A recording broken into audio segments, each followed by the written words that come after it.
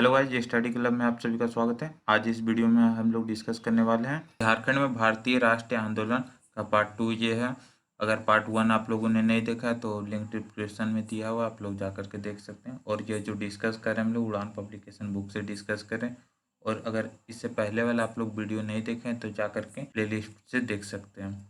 और आने वाला वीडियो इस चैनल पे आप लोग देख पाइएगा। तो अगर चैनल को सब्सक्राइब नहीं किए तो चैनल को सब्सक्राइब कर लें और वीडियो को लाइक कर दें और वीडियो शेयर करना ना भूलें। तो चलिए वीडियो स्टार्ट करते हैं। तो आज का पहला पॉइंट हमारे क्या है, भारत छोड़ो आंदोलन के बारे में देखते हैं।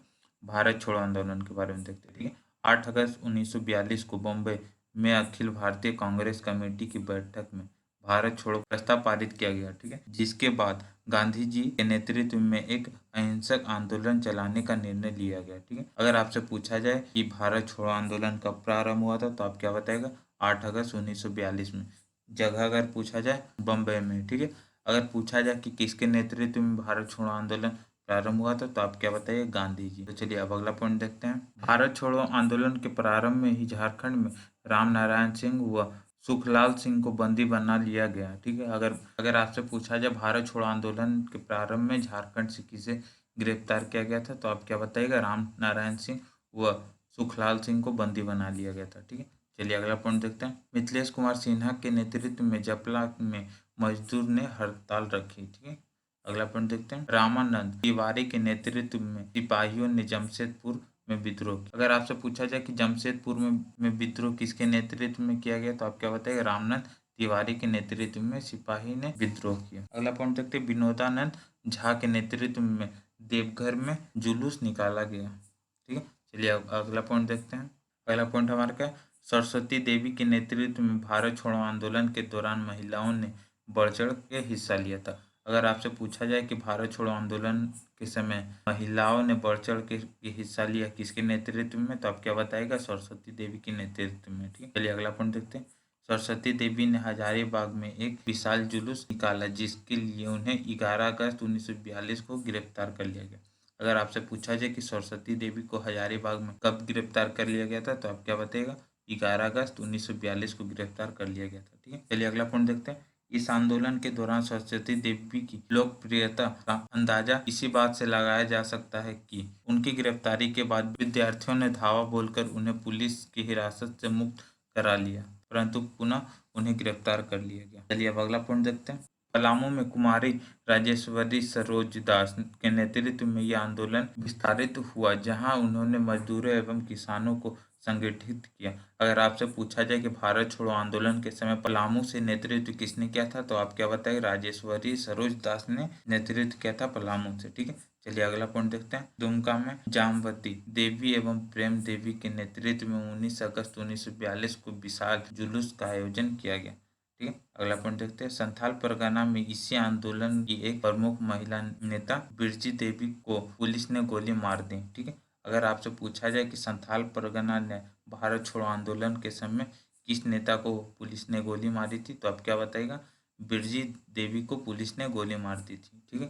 तो चलिए अब अगला पॉइंट देखते हैं। अगला पॉइंट हमारा क्या? इस आंदोलन के दौरान देवघर के सरवन में सामान्यतः सरकार बनाई गई, ठीक है। संथाल परगना में प्रफुल्ल चंद्र पटनायक ने इस आंदोलन के विस्तार में महत्वपूर्ण भूमिका निभाई। अगर आपसे पूछा जाए संथाल परगना में भारत छोड़ो आंदोलन का विस्तार के लिए महत्वपूर्ण भूमिका किसने निभाया तो आप क्या बताएगा? प्रफुल्ल चंद्र पटनायक ने महत्वपूर्ण भूमिका निभाई, ठीक।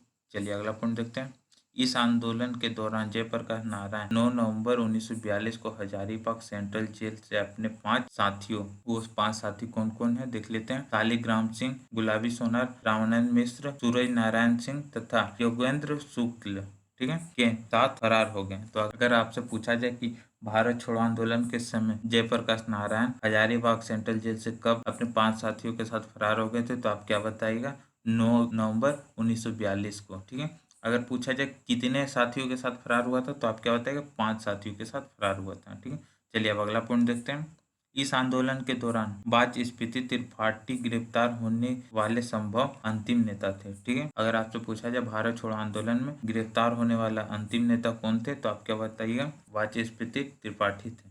चलिए अब अगला पॉइंट देखते हैं। तो अगला पॉइंट हमारा क्या? मजदूर आंदोलन, ठीक है। तो अब क्या देखने वाले हम लोग? मजदूर आंदोलन के बारे में, ठीक है। तो चलिए देखते हैं। राष्ट्रीय आंदोलन के दौरान समय समय पर मजदूरों द्वारा भी अपनी दयनीय स्थिति बाहर निकालने तथा स्वतंत्रता प्राप्ति हेतु व्यापक स्तर पर प्रयास किया गया, जिसकी झलक झारखंड राज्य में भी दृष्टिगत हो। अगला पॉइंट देखते हैं। इस क्रम में 1920 में जमशेदपुर वर्कर्स एसोसिएशन की स्थापना की गई, जिसे एस.एन. हलधर तथा बीएमएस चंद्र बनर्जी के नेतृत्व में प्रदान किया गया। अगर आपसे पूछा जाए कि 1920 में मजदूर आंदोलन के दौरान जमशेदपुर वर्कर्स एसोसिएशन की स्थापना किसके नेतृत्व में किया गया, तो आप क्या बताइएगा? एस.एन. हलधर तथा बीएमएस चंद्र बनर्जी के नेतृत्व में किया गया। ठीक है, तो चलिए अब अगला पॉइंट देखते हैं। वर्ष 1920-22, 1925 तथा 1928 में Tata iron and steel workers तथा अन्य कई मिलों व्यापक हड़ताल किया गया। अगला पॉइंट देखते हैं। 1928 ईस्वी में Tata iron and steel workers की हड़ताल को समाप्त करने में सुभाष चंद्र बोस का महत्वपूर्ण योगदान रहा। उन्होंने मजदूरों तथा मिल प्रबंधक के बीच समझौता कराने में अग्रणी भूमिका अदा की। अगर आपसे पूछा जाए 1928 ईस्वी की Tata iron and steel workers की हड़ताल को समाप्त करने के लिए महत्वपूर्ण भूमिका कौन निभाई, तो आप क्या बताएगा? सुभाष चंद्र बोस ने महत्वपूर्ण भूमिका निभाई। ठीक है, चलिए अब अगला पॉइंट देखते हैं। वर्ष 1929 में जवाहरलाल नेहरू की अध्यक्षता में झरिया में भारतीय ट्रेड यूनियन कांग्रेस का अधिवेशन आयोजन किया गया। अगर आपसे पूछा जाए कि 1929 में किसकी अध्यक्षता में झरिया में भारतीय ट्रेड यूनियन कांग्रेस की अधिवेशन आयोजन किया गया, तो आप क्या बताएं? जवाहरलाल नेहरू की अध्यक्षता में। ठीक है, तो चलिए अब अगला पॉइंट देखते हैं। तो चलिए अब कुछ अन्य महत्वपूर्ण तथ्य को देखते हैं। श्यामकृष्ण सहाय ने 1917 में गांधी जी को रांची आने का निमंत्रण दिया तथा 4 जून 1917 को ब्रज किशोर बाबू के साथ महात्मा गांधी का रांची आगमन हुआ। अगर आपसे पूछा जाए कि महात्मा गांधी रांची कब पहुंचे थे, तो आप क्या बताइएगा? 4 जून 1917 को रांची पहुंचे थे। अगर पूछा जाए किसके साथ आए थे रांची, तो आप क्या बताइएगा? ब्रज किशोर बाबू के साथ महात्मा गांधी रांची आए थे। ठीक है, चलिए अब अगला पॉइंट देखते हैं। मौलाना अबुल कलाम आजाद को 1916 से 1919 तक रांची में नजरबंद रखा गया। अगर आपसे पूछा जाए कि मौलाना अबुल कलाम आजाद को रांची में कब से कब तक नजरबंद करके रखा गया, तो आप क्या बताएं कि 1916 से 1919 तक रांची में नजरबंद करके रखा गया। ठीक है, तो चलिए अब अगला पॉइंट देखते हैं। मौलाना अबुल कलाम आजाद ने रांची में अंजुमन इस्लामिया और मदरसा इस्लामिया की स्थापना में महत्वपूर्ण भूमिका निभाई। अगर आपसे पूछा जाए कि रांची में अंजुमन इस्लामिया और मदरसा इस्लामिया की स्थापना में महत्वपूर्ण भूमिका किसने निभाई, तो आप क्या बताएगा? मौलाना अबुल कलाम आजाद ने। चलिए अब अगला पॉइंट देखते हैं। पलामू में जिला कांग्रेस कमेटी की स्थापना बिंदेश्वरी पाठक और भागवत पांडे ने की। अगर आपसे पूछा जाए कि पलामू में जिला कांग्रेस कमेटी की स्थापना किसने की, तो आप क्या बताएगा? बिंदेश्वरी पाठक और भागवत पांडे ने की। ठीक है, तो चलिए अब अगला पॉइंट देखते हैं। डाल्टनगंज मेदिनीनगर में एक राष्ट्रीय विद्यालय की स्थापना की गई, जिसके प्रधानाध्यापक बिंदेश्वरी पाठक को बनाया गया। अगर आपसे पूछा जाए डाल्टनगंज में राष्ट्रीय विद्यालय की स्थापना की गई, उस समय प्रधानाध्यापक किसे बनाया गया, तो आप क्या बताइएगा? बिंदेश्वरी पाठक को बनाया गया। ठीक है, तो चलिए अब अगला पॉइंट देखते हैं।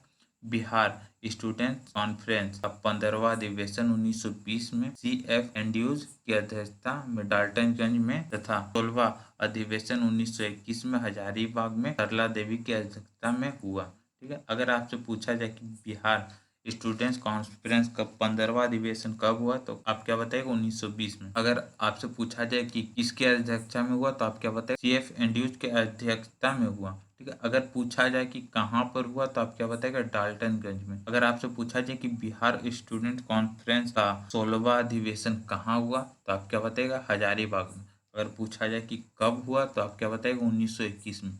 और किसके अध्यक्षता में हुआ, तो आप क्या बताएगा?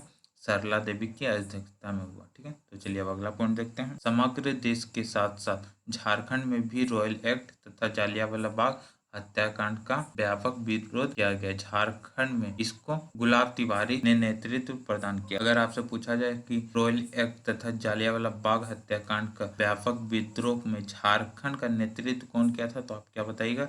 गुलाब तिवारी ने किया था। ठीक है, तो चलिए अब अगला पॉइंट देखते हैं। अगला पॉइंट हमारा क्या है? कृष्ण बल्लभ सहाय को 1923 ईस्वी में प्रांतीय लेजिस्लेटिव काउंसिल के प्रतिनिधि के रूप में चुना गया। ठीक है, तो चलिए अब अगला पॉइंट देखते हैं। राष्ट्रीय आंदोलन के दो प्रमुख नेता विनोदानंद झा 1961 से 1963 तक बिहार के मुख्यमंत्री रहे थे, ठीक है, तथा कृष्ण वल्लभ सहाय 1963 से 1967 तक बिहार के मुख्यमंत्री रहे, को भारतीय स्वतंत्रता प्राप्ति के पश्चात बिहार के मुख्यमंत्री पद पर आसीन होने का अवसर प्राप्त हुआ था, ठीक है। तो चलिए अब अगला पॉइंट देखते हैं। तो अगला पॉइंट हमारा क्या है, कांग्रेस का रामगढ़ अधिवेशन, ठीक है। तो चलिए कांग्रेस का रामगढ़ अधिवेशन को देखते हैं। भारतीय राष्ट्र कांग्रेस के 53वें अधिवेशन का आयोजन झारखंड के रामगढ़ में 19-20 मार्च 1940 को संपन्न हुआ। अगर आपसे पूछा जाए कि भारतीय राष्ट्रीय कांग्रेस का 53वां अधिवेशन कहाँ हुआ, तो आप क्या बताएंगे, झारखंड के रामगढ़ में हुआ।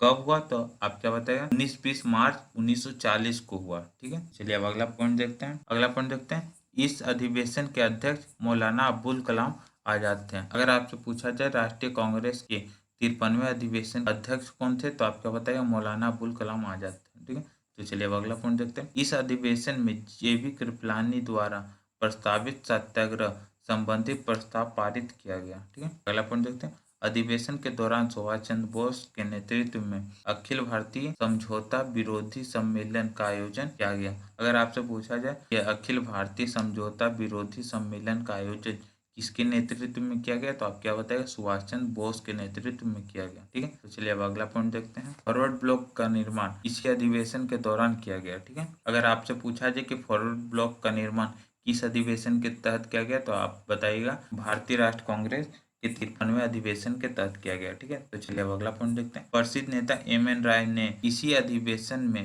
रेडिकल डेमोक्रेटिक पार्टी की आधारशिला रखी, ठीक है।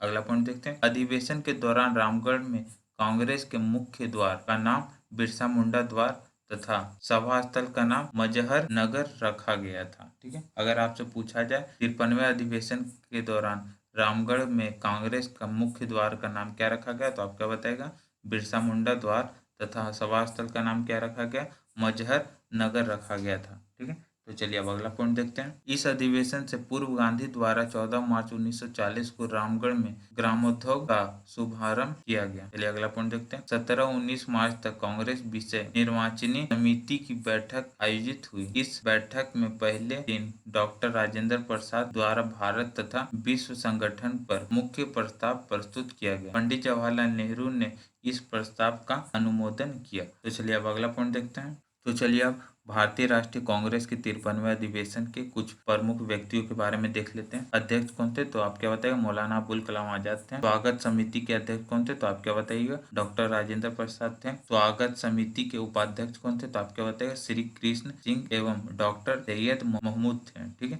तो चलिए अब अगला पॉइंट देखते हैं। अगला क्या हमारा, स्वागत समिति के महासचिव कौन थे, श्री अनुग्रह नारायण सिंह स्वागत समिति के महासचिव थे, ठीक है। स्वागत समिति के पदाधिकारी कौन थे, तो आप क्या बताएगा, श्री अंबिका कांता सिंह स्वागत समिति के पदाधिकारी थे, ठीक है। प्रचार पदाधिकारी कौन थे, तो आप क्या बताएगा, श्री ज्ञानचंद सोधी थे। यहाँ पे इंपॉर्टेंट कौन है, अध्यक्ष बहुत ज्यादा इंपॉर्टेंट है एग्जाम के पॉइंट ऑफ व्यू से, तो कौन थे, मौलाना अबुल कलाम आजाद, आप याद रखिए। 53वें भारतीय राष्ट्र कांग्रेस के अध्यक्ष थे, ठीक है। और स्वागत समिति के अध्यक्ष कौन थे, डॉक्टर राजेंद्र प्रसाद। ये थे सम्मेलन के प्रमुख अध्यक्ष, ठीक है। तो चलिए आज के वीडियो में इतना ही। अगर वीडियो अच्छा लगा हो तो लाइक, कमेंट और शेयर करना ना भूलें और चैनल को सब्सक्राइब कर दें और ज़्यादा से ज़्यादा शेयर करें। तो चलिए अब नेक्स्ट वीडियो में मिलते हैं।